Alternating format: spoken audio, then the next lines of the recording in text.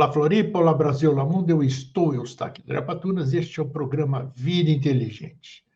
Nós estamos hoje vivendo dias, eu converso com as poucas pessoas que eu converso, né? Meu círculo hoje é muito restrito, e eu digo que e as pessoas também coadunam do mesmo ponto de vista, que eu não acreditava, nunca pude imaginar, né, que eu viveria num mundo como o de hoje, tanto em ciência, tanto em tecnologia e tanto com a mudança das pessoas, principalmente, que como eu reitero aqui, eu tenho boa memória, eu lembro de tudo que eu falo aqui do meu passado, dos meus amigos, das minhas brincadeiras, da minha escola, das minhas molecagens, tudo eu lembro perfeitamente. E tento enquadrar isso nos dias de hoje. Eu tenho uma dificuldade muito grande, principalmente de entendimento. Eu não entendo como nós mudamos tanto como pessoas.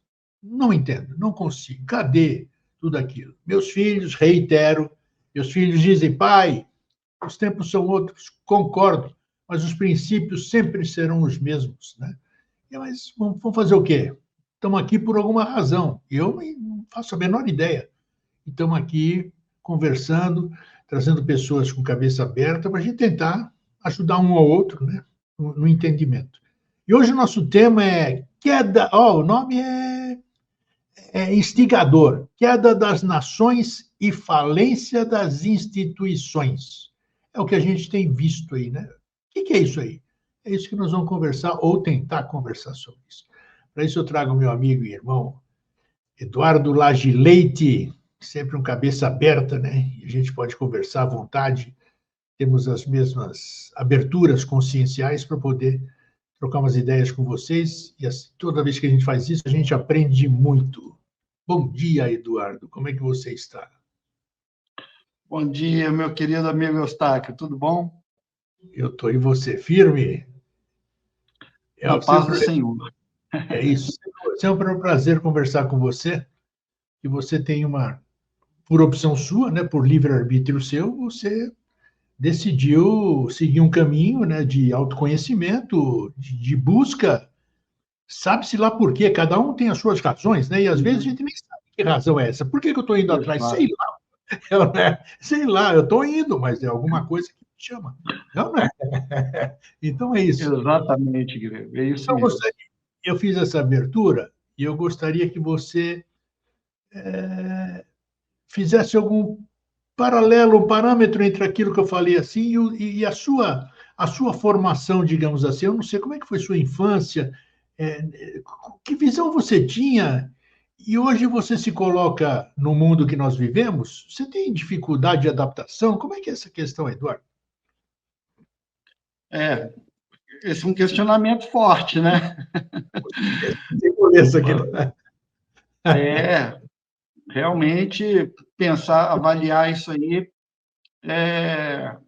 nos obriga a olhar para a nossa própria vida, né? Agora você me, como se diz assim, você me pôs contra a parede.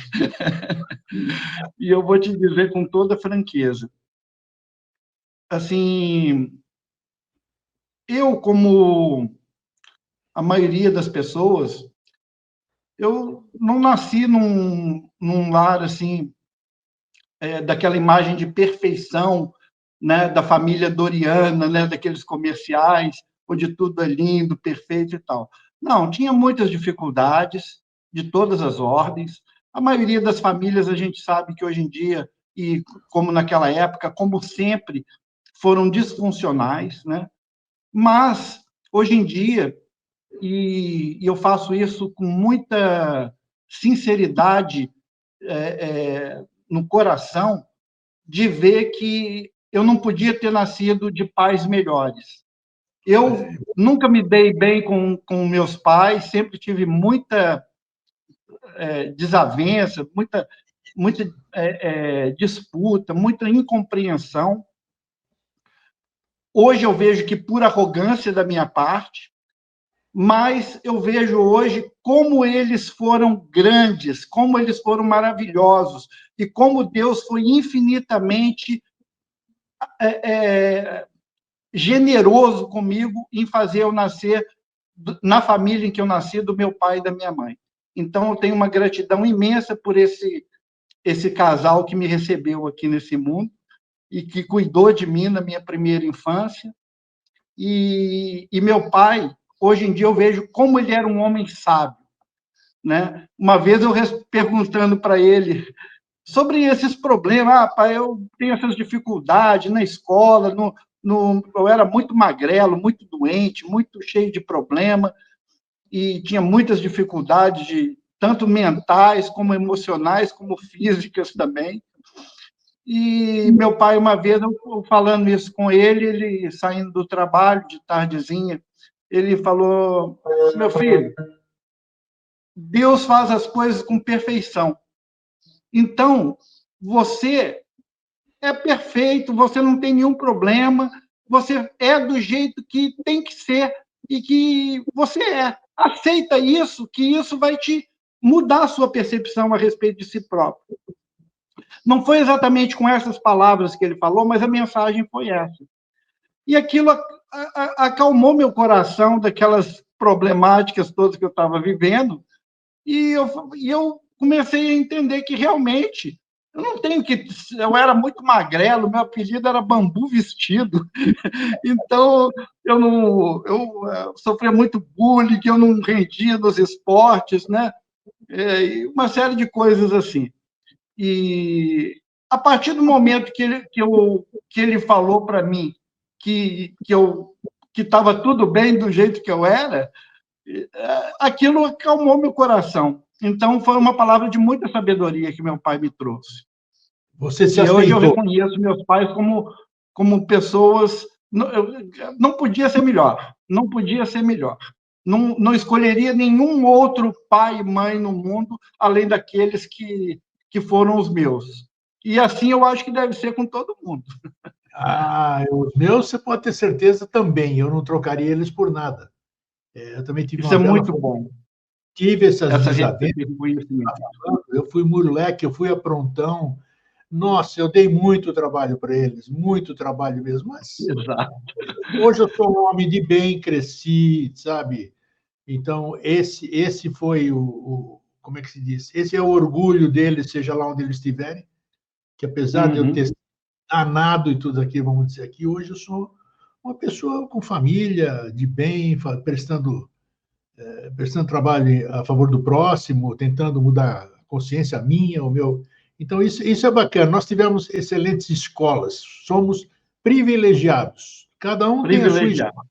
Cada um tem a sua história, né? A gente sabe que É. tem famílias que têm grandes desavenças, mas cada um no seu processo. Tudo deve ter uma razão de ser. Eduardo, nós estudamos história, nós fomos para as escolas, né? Primário, ginásio, que era no nosso tempo, essas terminologias que hoje não existem mais, né? Primeiro grau, clássico científico e tudo isso aqui, não existe mais nada hoje. Mas no ginásio, por exemplo, a gente aprendia. As nações já eram belicosas no passado, né? Toda a história nos fala sobre as guerras, né? Tinha guerra que não acabava mais ali, principalmente onde elas continuam até hoje, Oriente Médio principalmente, né? Parece que a coisa tem alguma questão lá que foge do meu entendimento. Como você vê esse parâmetro que nós estamos vivendo hoje? O que está vendo com as nações, no seu ponto de vista? Antes se disputava o quê? Eu sei que você estuda o passado, você vem de escolas iniciáticas, participa de escolas iniciáticas.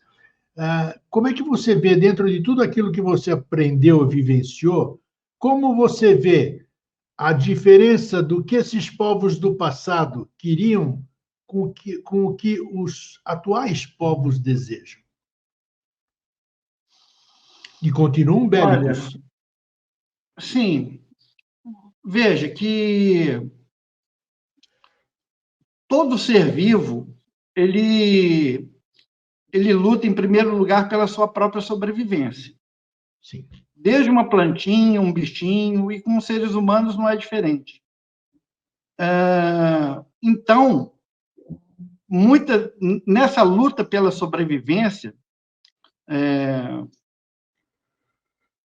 existe uma disputa de forças muitas vezes. As pessoas estão disputando recursos, espaço, estão disputando atenção, estão disputando mercado, e assim como é no ser humano, na coletividade isso se reproduz numa escala planetária. Então, as nações não fazem outra coisa senão aquilo que os seus habitantes individuais fazem, né? Que é lutar pela sua sobrevivência, pelo seu mercado, pelo bem-estar dos seus cidadãos. Mas isso, na verdade, quando entra num... Isso é a teoria. Na prática, o que existe é uma disputa por domínio. Então, até mesmo aqueles, vamos dizer, aqueles líderes que a gente confia, que a gente elege, que estão na tomada de decisões das cidades, das empresas, das corporações e das nações, né? São pessoas que deveriam estar zelando pelo bem-estar social, né? Vamos dizer, fazendo poliética, política no bom sentido de conduzir as pessoas para um estado de bem-estar social, psicológico e tudo mais, porque se você não tiver saneamento, se você não tiver segurança, se você não tiver as coisas básicas, alimento, né, moradia, a coisa fica caótica. Então, as nações, essas pessoas deveriam estar zelando por isso, mas muitas vezes é aquela história do lobo vestido em pele de cordeiro, né? Aqueles que estão lá para nos defender os nossos interesses, muitas vezes estão a serviço de interesses inconfessáveis, né? Inconfessáveis. Eles nunca vão admitir que eles estão trabalhando para promover a si próprios, o seu próprio bem-estar, em detrimento da população que colocou eles naquela posição de prestígio, de comando. Então, isso é uma dura realidade. A gente não pode ser mais ingênuo a ponto de... Aquele ditado, né? Já ouvi você mesmo falar isso. Quer conhecer uma pessoa, dá poder para ela. Porque enquanto ela não tem o poder, é aquela pessoa maravilhosa, né? Tudo é lindo. Mas quando a pessoa é alçada a uma posição de poder, aí ela se mostra realmente a quem ela está defendendo os interesses, né? Se é da coletividade ou se são interesses próprios ou de uma panelinha, né?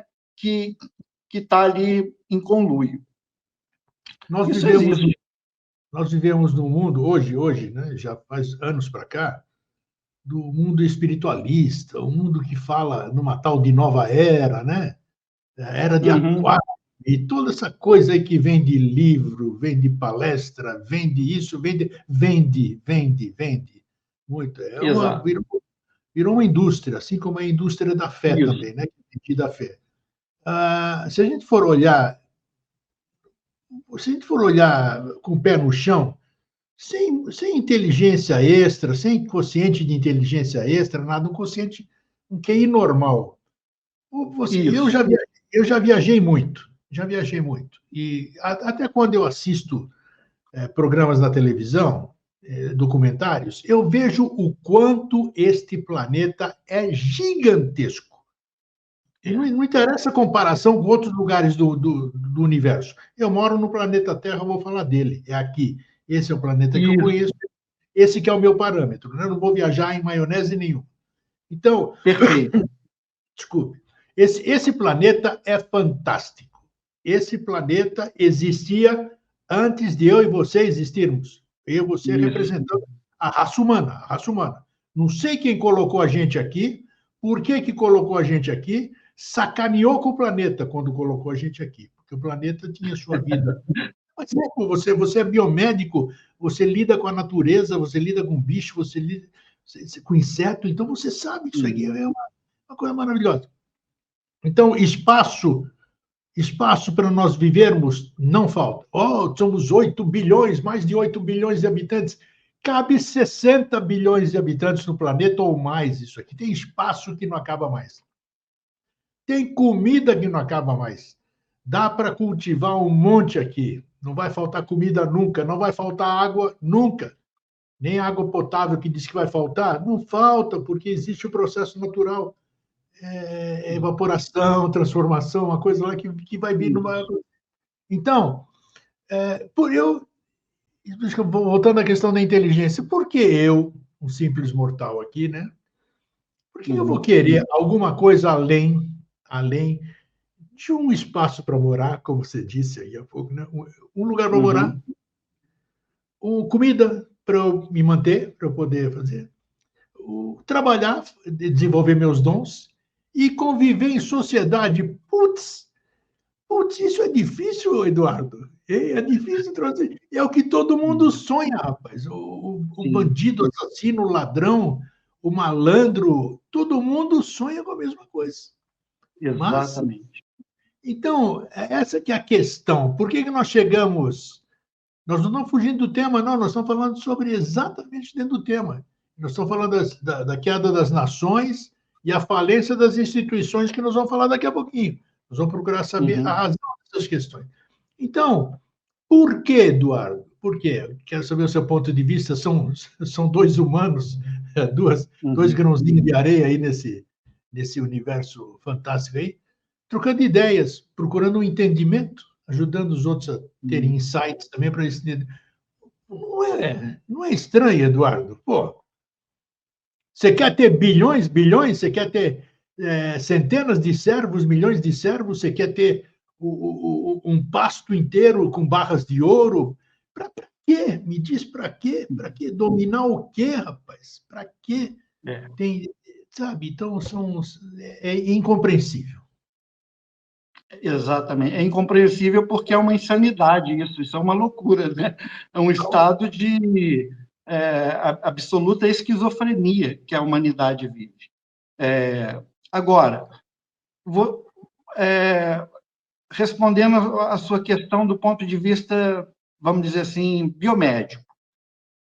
Um fato na natureza é que é o seguinte, existe uma lei de que quanto mais primitivo o organismo, mais vitalidade ele tem. Por exemplo, certos bichinhos, certas minhocas, bactérias, você corta ela no meio e ela vira duas, porque a força da vida ali é muito forte.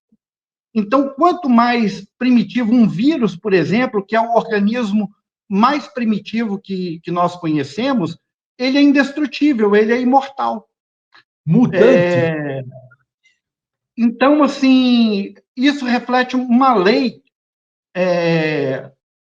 tanto biomédica como da sabedoria da ciência espiritual iniciática, que é o seguinte: vida, energia e vida, consciência, como diziam aqueles mestres da fraternidade branca lá que Blavatsky mencionava, né? Eles, o mestre Moria, que lançou essa apóstrofe de que o objetivo da evolução é transformar vida, energia em vida, consciência.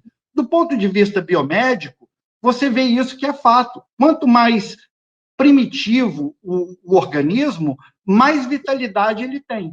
E quanto mais a consciência se desenvolve, mais frágil é a vitalidade.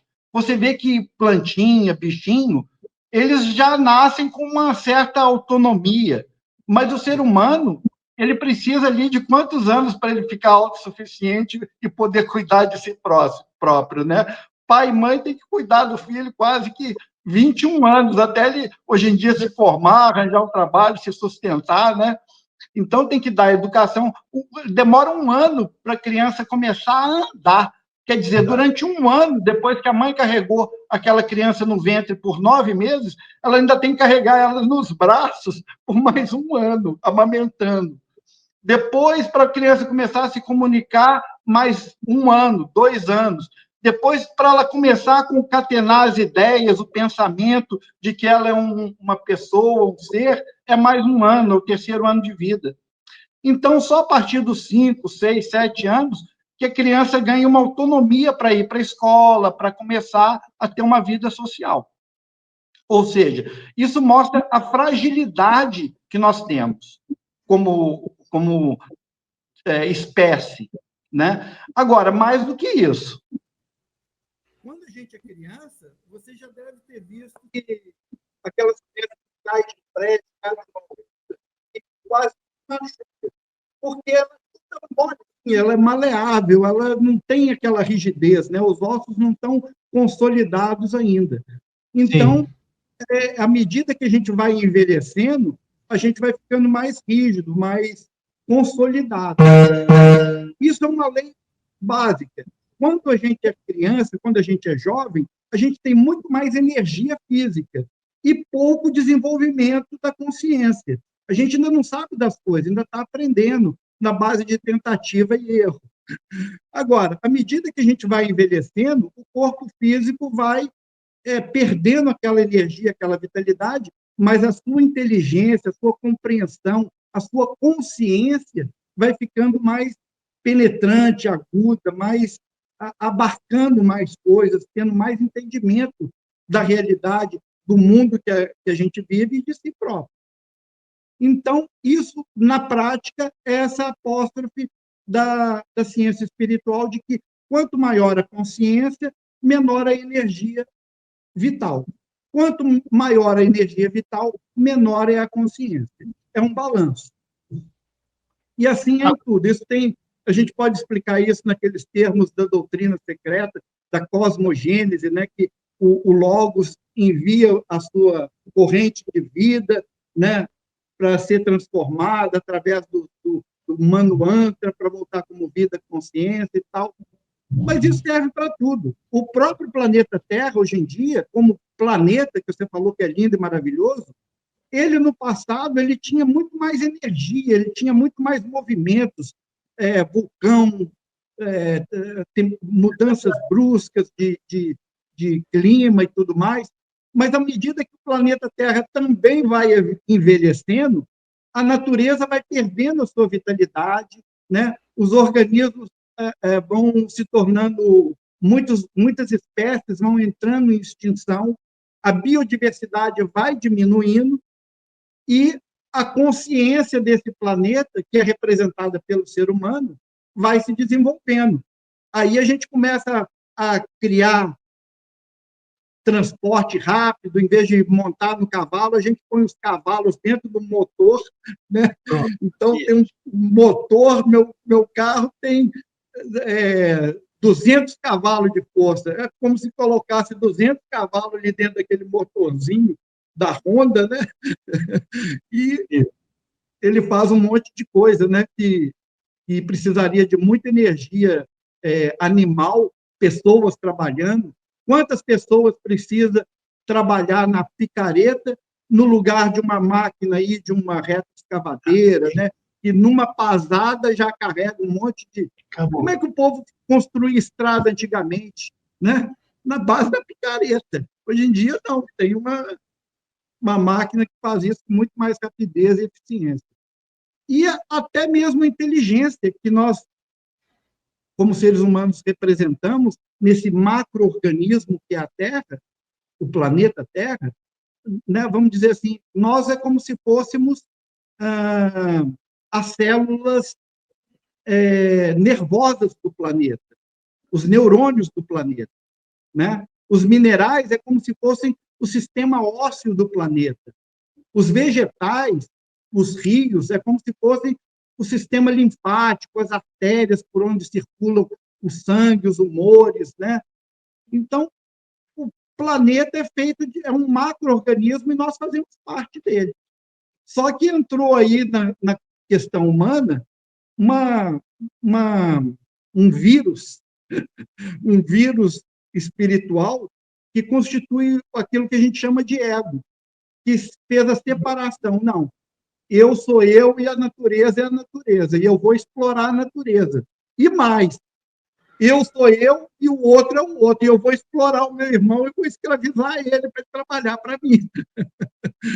Então, isso foi se alastrando e dominando o planeta, e aí começa a pôr cerca, né?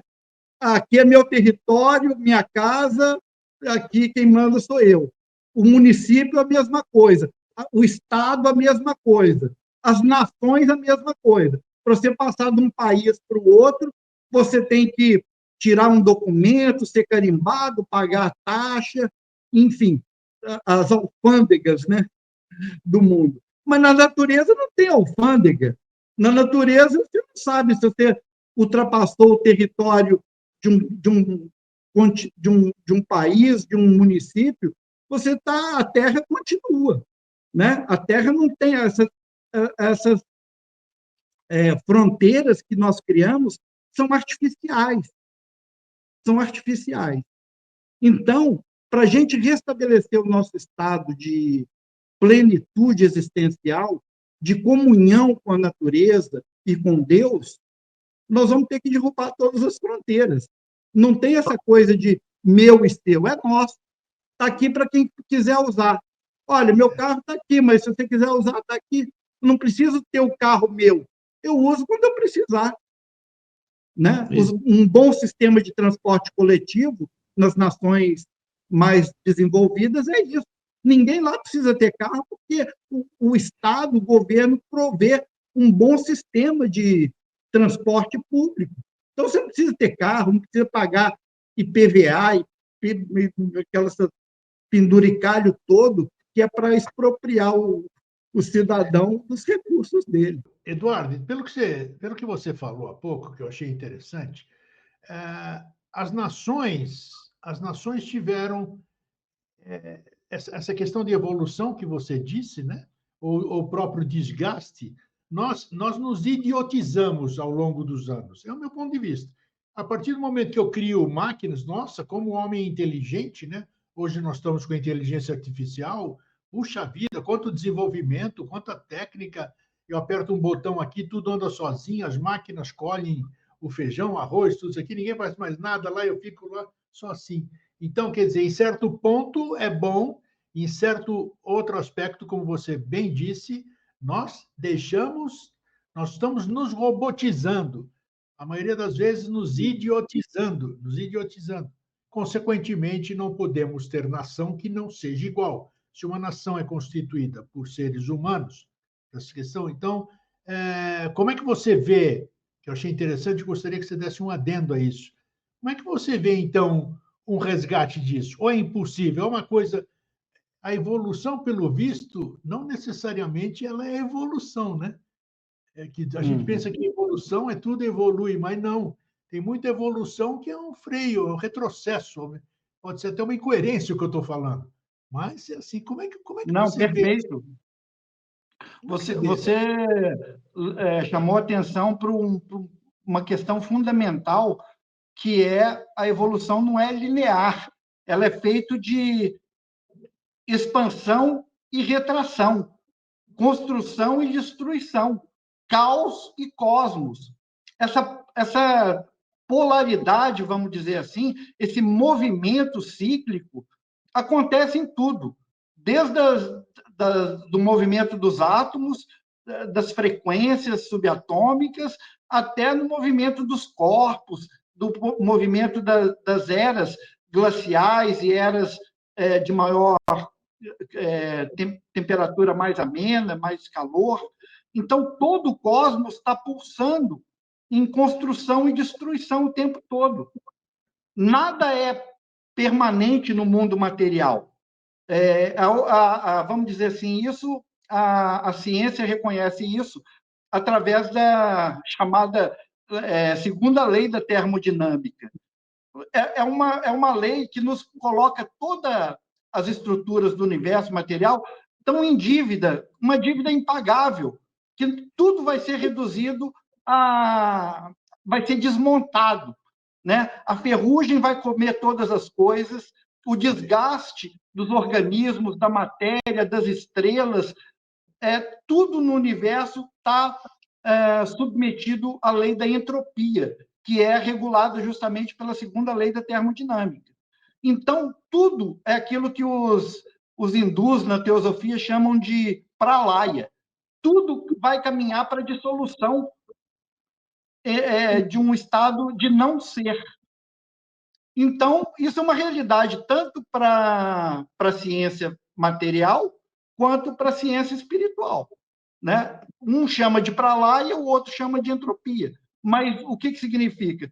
significa que todas as coisas do universo estão fadadas à destruição, né?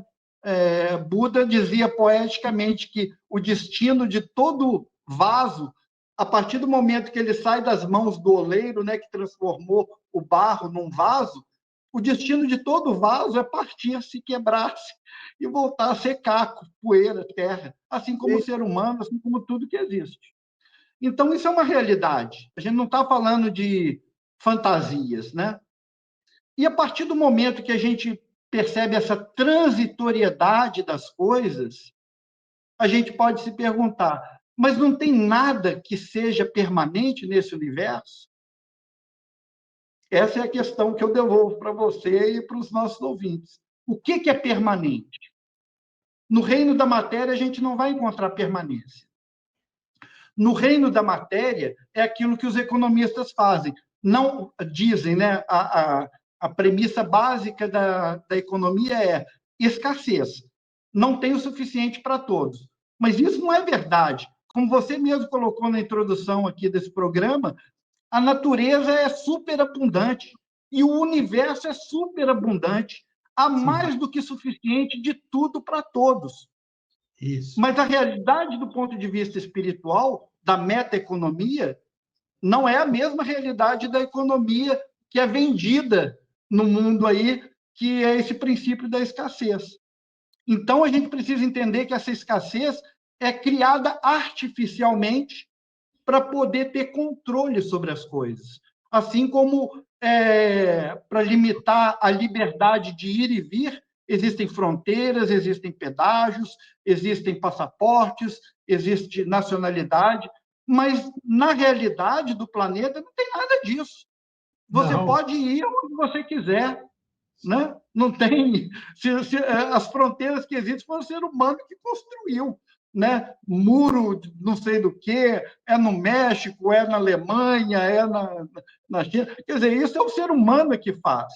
Mas quem é esse ser humano que faz isso? Ou qual parte do ser humano que faz isso? É a parte doente, aquilo que a gente chama de ego, que não é o nosso eu verdadeiro, é o nosso egoísmo que faz isso, que quer ter o controle sobre as outras pessoas. Então, assim, o verdadeiro eu, ele é irmanado com todos os seres humanos. Porque eu sei que o mesmo eu que existe dentro de mim existe dentro de você. E isso nos traz uma proximidade. E isso faz eu querer que você seja feliz. Claro. Eu quero ser feliz, mas quero que todos os seres sejam felizes, abundantes, prósperos, saudáveis. É isso que o nosso eu espiritual almeja para criar nesse mundo. E vai ser criado. Mas, para a gente chegar a esse estágio, pode começar agora. Mas aquilo que é, como se diz, o futuro já chegou. A era da libertação já está presente. Ele só não está distribuído para todo mundo.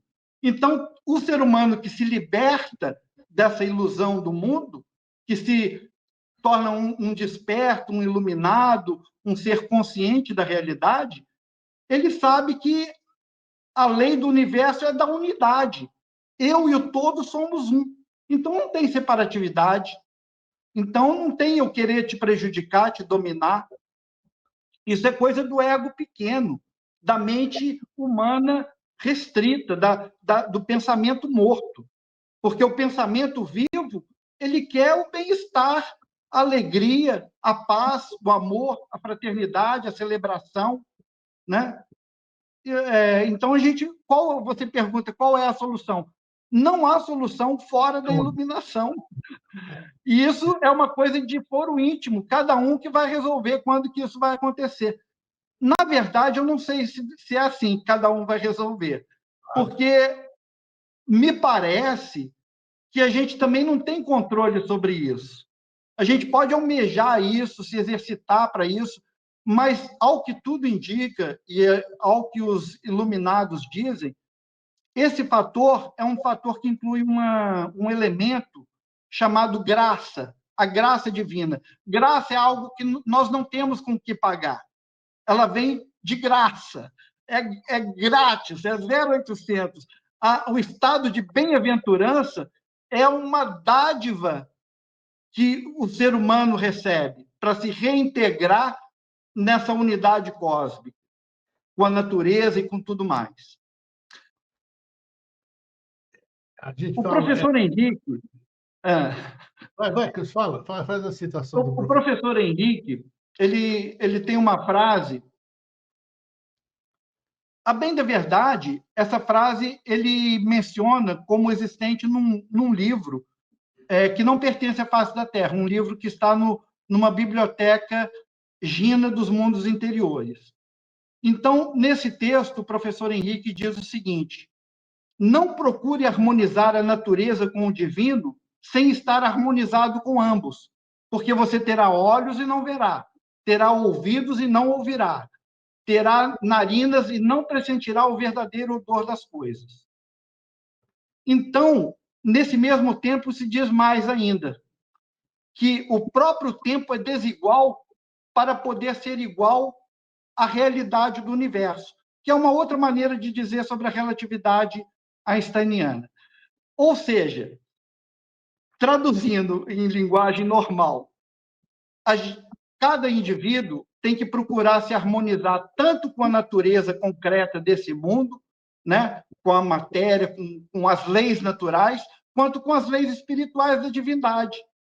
Porque se você tentar fazer essa junção sem primeiro realizar o seu trabalho pessoal interno, que é chamado de iniciação, ou seja, você se tornar, dar um início nessa harmonia entre o cosmos e o todo, onde você não vai ter mais inimigos, porque você está irmanado com toda a manifestação cósmica, e por isso nada pode te prejudicar.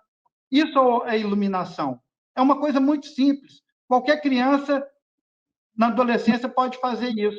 Na verdade, as crianças já são meio iluminadas, mas a gente tem que voltar, por isso que se diz voltar a ser criança, no sentido de recuperar esse estado de plenitude, de alegria. A criança, ela quer brincar, ela não está preocupada se as células, as árvores, não sei o quê. A árvore não é para ela ficar estudando e tal. O fruto está lá, ela sobe na goiabeira, pega a goiaba e experimenta, e aquilo ela está plena em comunhão com a natureza, né? Agora, o ser humano não.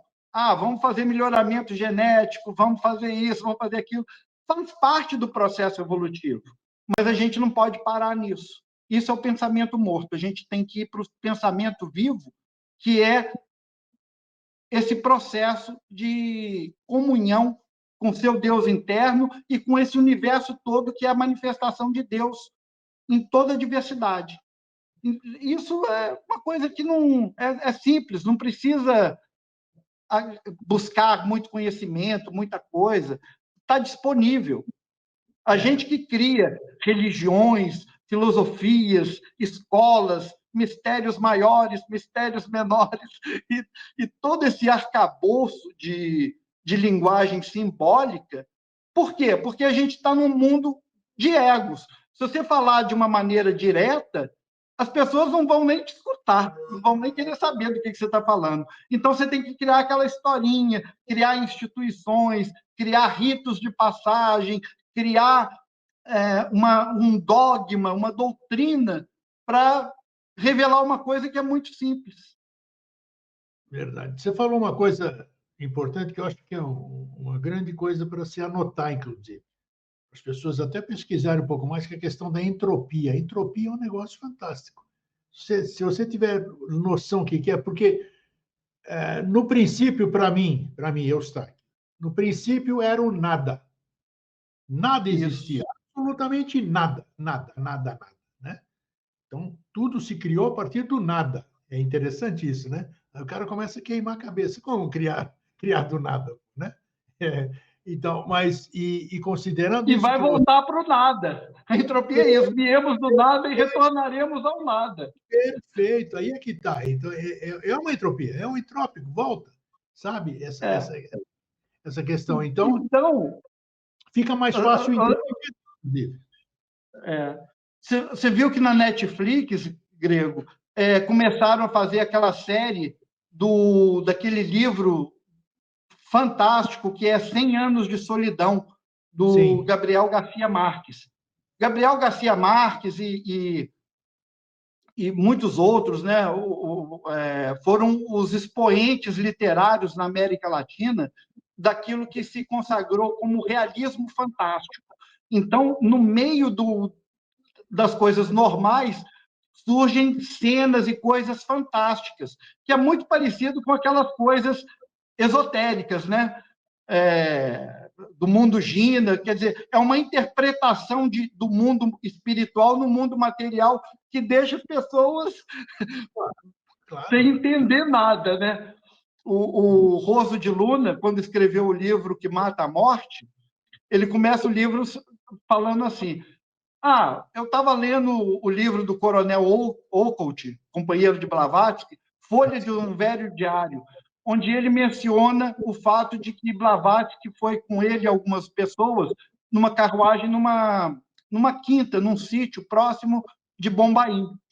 E quando chegou nessa quinta, ela explicou para eles que ali era a residência de um ponto de encontro de alguns mestres. Era um sítio com uma casa bonita, simples, cheio de roseiras em volta. E ela falou para eles: olha, eu vou lá e vocês ficam aqui, não desce dessa carruagem. Não tinha carro na época, né? Era carruagem. Aí ela foi, dali a pouco ela voltou e foram embora.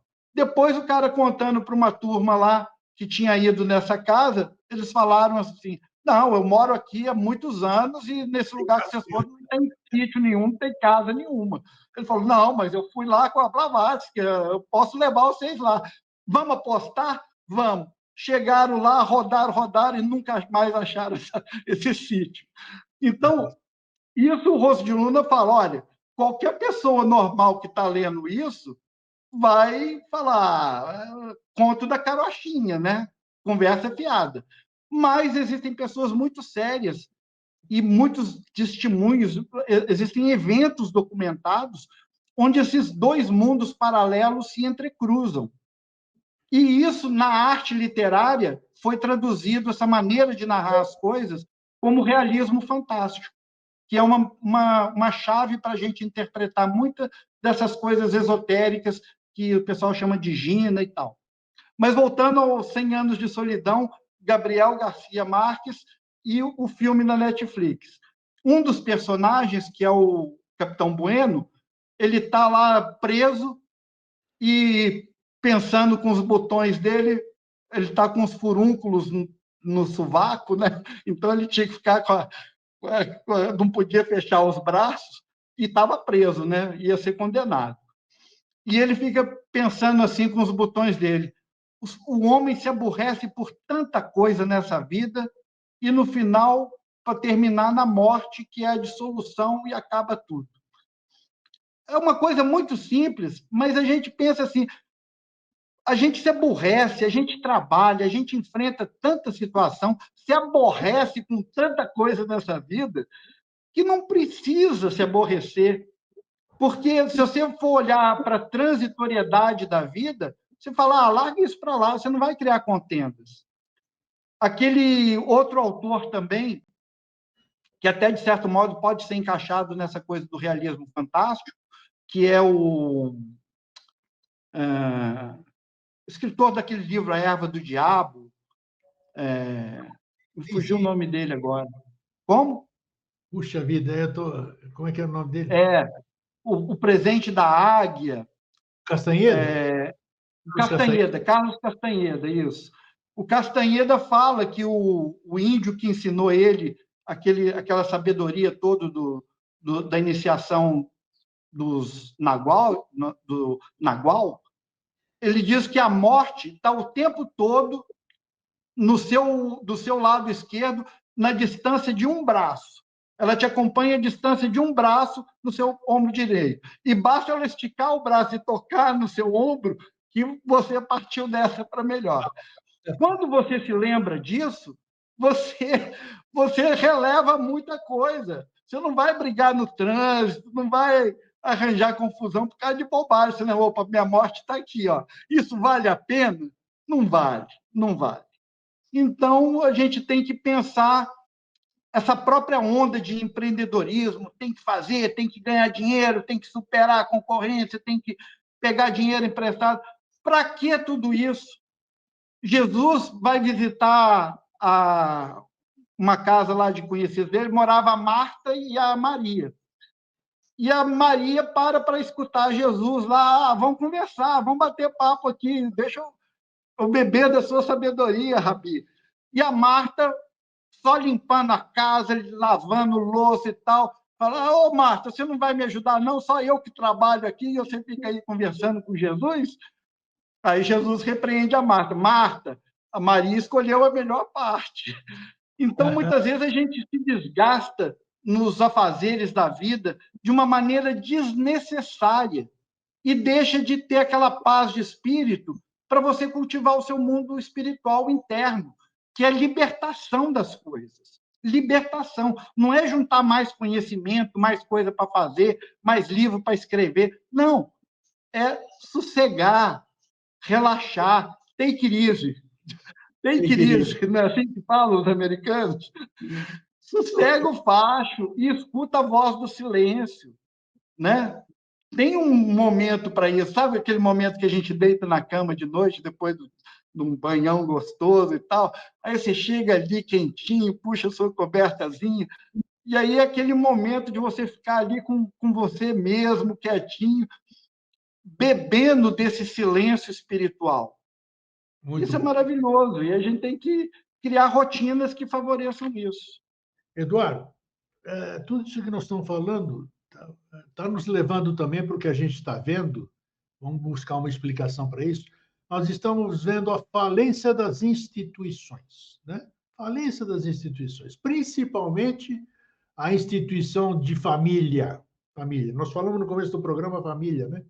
Hoje as pessoas, no entusiasmo, se apaixonam, acham que aquilo é amor, a maioria, algumas vezes é amor mesmo, casam e de repente passa-se um tempo, fale o casamento. E falem outras coisas. Instituições, nós estamos falando de uma forma ampla. Aqui você atribui o que nós estamos vivendo hoje, que todo mundo vê, talvez não perceba, veem, mas não percebem, que é uma diferença muito grande, porque nós estamos com com um excedente de falência nas instituições. Isso é a questão da ordem do dia, né? Você está trazendo aí a nossa urgência. Olha, há alguns anos atrás, nos Estados Unidos, um casal, médicos, psicólogos, um casal de classe média americana, família estruturada, até judeus, por sinal, assim, então aquela vida regrada, organizada. Esse casal tem 3 filhas. E todas as 3 filhas se envolveram com problemas de drogas, problema de más companhias e tal. E esse casal, como eles tinham um preparo intelectual, eram da área, né, de medicina, de psicologia, eles falaram, pô, o que está acontecendo? Vamos entender o que está acontecendo. Nós demos tudo de bom para as nossas filhas, por que elas tomaram esse caminho errado? Aí, desse estudo, se criou um movimento internacional chamado Amor Exigente. Esse movimento de amor exigente existe no Brasil, existe em diversos países. É um enfrentamento, é um movimento de enfrentamento dessa falência da família, das escolas, das instituições. Então, eles perceberam o seguinte: esse amor exigente tem 10 princípios, que é um estudo do problema e de como trazer uma solução para o problema. Amor exigente. No Brasil, quem trouxe esse programa foi um padre texano que trabalhava em Campinas, que é o padre Haroldo Hans. Um ser humano fantástico. Padre Haroldo, quem já ouviu falar e quem não conhece, procura conhecer na internet. Ele, além de ser um padre jesuíta, ele era um iogue também, e ele fazia as missas dele, todos com movimentos de yoga, para ajudar os fiéis ali da comunidade dele a ter mais saúde, a ter mais... Legal. Dava curso de relaxamento, sabe? Ele era totalmente um padre esotérico, vamos dizer assim. Eu o conheci e foi meu professor em muitas coisas, e com ele eu aprendi uma coisa muito importante sobre o chamado os arcanos maiores do tarô, que eu já tinha estudado em tudo que é escola iniciática, mas quem me decifrou o que são esses arcanos maiores foi através do Padre Haroldo. Enfim, o Padre Haroldo ele trouxe esse programa de amor exigente para o Brasil, e aqueles 10 princípios ele acrescentou mais 2. Então, os 12 princípios de amor exigente são justamente para estudar essa situação que você está falando aí e propor soluções para os pais, para os professores, para as comunidades, né? Tratarem dos seus problemas reais do dia a dia. E o primeiro princípio de amor exigente são chamados fatores culturais. Fatores culturais é o seguinte: o mundo mudou. Então, tem internet, tem as fronteiras do pensamento se alargaram, existe uma outra cultura no mundo que não existia há 50 anos atrás. Então, a gente tem que reconhecer isso como fato, que é o ponto de partida. O mundo mudou, as pessoas mudaram, as famílias mudaram, as empresas mudaram e as instituições estão mudando para se adaptar aos novos tempos. Então, isso é o primeiro fator, você tem que reconhecer uma mudança. E depois você vai trabalhar isso até os momentos de crise, que é um outro princípio de amor exigente, que é o seguinte: quem produz a crise, controla a crise. Então, se você tem um adolescente que está causando problema dentro de casa ou na sala de aula, ele está gerando a crise e ele está no controle dessa crise. Agora, se você inverte os papéis e retoma a sua posição de autoridade legítima, porque filho não é igual a pai, professor não é igual a aluno, cada um tem suas regras. Os ambientes são estruturados para funcionar bem, precisa ter essas regras. Então, vamos colocar ordem na casa. Amor exigente é isso, colocar ordem na casa.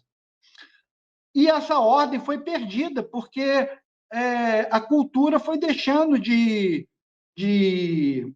transmitir isso, como vinha sendo feito há muitas gerações atrás. Então, aquele respeito aos mais velhos, aquela educação de 2, 3 gerações atrás, já não é a mesma de hoje.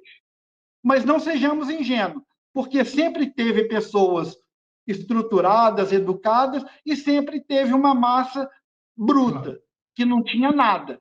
E que a luta na favela, na comunidade, é a lei do mais forte. Né? E a lei do mais forte ensina o quê? É apanhando que se aprende a bater. E isso vai se perpetuando também e passando para frente. Tanto 2 crianças brigando, como uma gangue, como exércitos matando milhares de pessoas com armas tecnológicas. É o mesmo princípio, a mesma coisa. Por isso, tudo isso que nós estamos falando aqui, isso me leva, a gente sabe, dentro do nosso meio, né? Fala-se muito num regime sinárquico, né? Sinarquia. Isso eu não vejo a menor condição, sempre considerei a sinarquia, apesar de uma proposta bonita, uma grande utopia, e reafirmo aqui, Claro. não tem condição nenhuma, não tem condição nenhuma de existir a sinarquia. E Santi Vidal-Veedre e outros tantos que fomentaram isso, com toda razão, bonita, a proposta é muito bonita, mas na prática a teoria é totalmente diferente. Então, eu acho Exatamente. que nós estamos caminhando para isso que você está dizendo,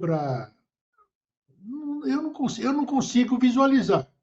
Eu consigo, cada um dentro do seu universo, né? Eu não consigo visualizar. Eu sei que eu tenho um determinado tempo de vida, né? Que a gente está dentro desse parâmetro aqui, até 80, 82, aumentou muito a vida do ser humano, né? Mas a partir disso, não faço a menor ideia, faço a menor ideia. O que vai acontecer? Onde eu Exatamente. vou parar? O que vai acontecer com isso aqui?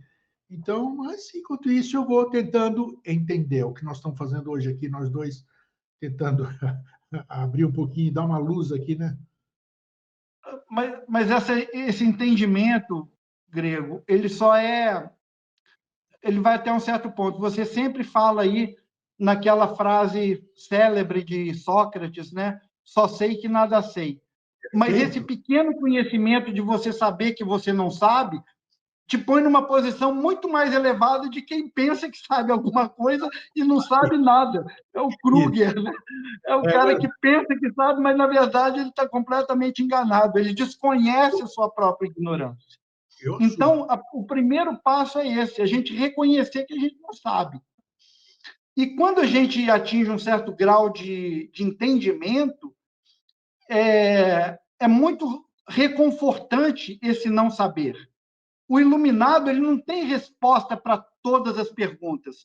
Ele não tem mais pergunta nenhuma para fazer, porque Aí, ele sabe dos limites dele e ele se aí, entrega a essa ordem maior que nunca, em hipótese alguma, a mente humana vai ser capaz de abarcar a totalidade dessa ordem universal em que a gente está inserido.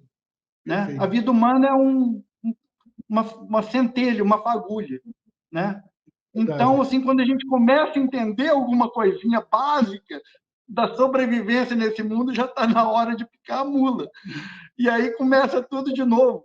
Não sei e não interessa se tem reencarnação ou se não tem, ou qualquer outra coisa desse sentido. Boa. O fato é que a própria natureza, uma geração após outra, vai criando uma mudança nos sistemas. Uma hora construindo, outra hora destruindo, construindo e reconstruindo, construem e destruem, né? Solve et coagula, como se diz na alquimia, e a única coisa que a gente pode fazer é se manter fiel a esses princípios de, de sanidade, de saúde mental, para você não virar um maluco aí também, que nem a gente vê cercado o tempo todo, né? Porque tem hora que dá vontade também da gente chutar o pau da barraca, né? Só eu, Claro. sóbrio, no meio de um monte de bêbado, pô, eu também vou beber para ficar loucão também, né? Pô, claro. Mas não é isso, a gente tem que manter essa sobriedade e falar com os nossos irmãos em humanidade de uma maneira que eles possam entender. E isso, muitas vezes, inclui usar a linguagem do mundo, usar a linguagem da época, a linguagem da cultura que aquele local e aquele povo tem. Em É isso. Roma, haja É como os isso. romanos. É. Por isso que eu gosto de bater papo assim nesses temas, viu, Eduardo? Porque é legal. A gente se É sente em o casa. pau da vida. Dois ignorantes batendo papo. Ignorantes não de burros. E o que ignoram, pô? Nós, Isso, nós estamos buscando. É muito divertido isso aqui, é é legal. muito divertido. A gente se expressa, a gente põe para fora. E reitero aqui, é muito difícil você encontrar pessoas que você possa ter esse tipo de conversa. Infelizmente, isso aqui devia ser o comum, e não é o comum, é a exceção da regra esse tipo de conversa. Mas cada um no seu processo, cada um na sua busca, fazer o quê? Eduardo, meu querido, muito obrigado mais uma vez. Fala, reitera, completa. O que Não, você só vê? para concluir, aquela questão que você falou da falência das Instituições. instituições, é porque as instituições estão dominadas por pessoas cheias de um falso ego que quer fazer uma panelinha, quer usar as pessoas como massa de manobra. E isso não é justo. A gente quer ter, precisa de lideranças, mas a gente quer lideranças que não trabalhem só para si e para os seus. A gente quer lideranças que trabalhem para toda a comunidade, né? Então, não é o que a gente vê nos condomínios, nas escolas, tudo quanto é instituição, a maioria é dominada por uma diretoria, uma cúpula, que é o pior tipo de gente possível. Só deles terem ambição de chegar lá e dominar, já revela um pouco do que eles são. Então, não dá para confiar nisso. Não, e me E lembra se uma você tiver autossuficiência, Não que as instituições sejam ruins, mas você não vai participar de uma coisa onde as regras são manipuladas, entendeu? Para você perder. Então, sinto muito, eu não posso compactuar com isso. É verdade. E me lembra uma frase aí que eu ouvi, não importa citar a fonte aqui agora, porque a fonte é questionável, né? Comande sem comandar. Seria uma espécie de lidere sem liderar. É aquela liderança Isso. sem missão, sem tudo. É aquilo. Eu conheci aqui um comandante, que hoje é general, e eu achava fabuloso isso aqui, porque eu caminhando, fazendo minhas caminhadas diárias, passava o batalhão dele, aquele exercício matinal, sabe, os soldados Sim, correndo na rua. Quem é que estava na frente? Ele. Ele, junto com os reco ali, que a gente chama ali. Isso é bacana, isso é exemplo, isso é liderança, maravilhoso. isso é comando, sabe? E o respeito, Isso. claro que vai existir, mas é isso, é caminhar junto. Ninguém sabe mais do que ninguém, rapaz.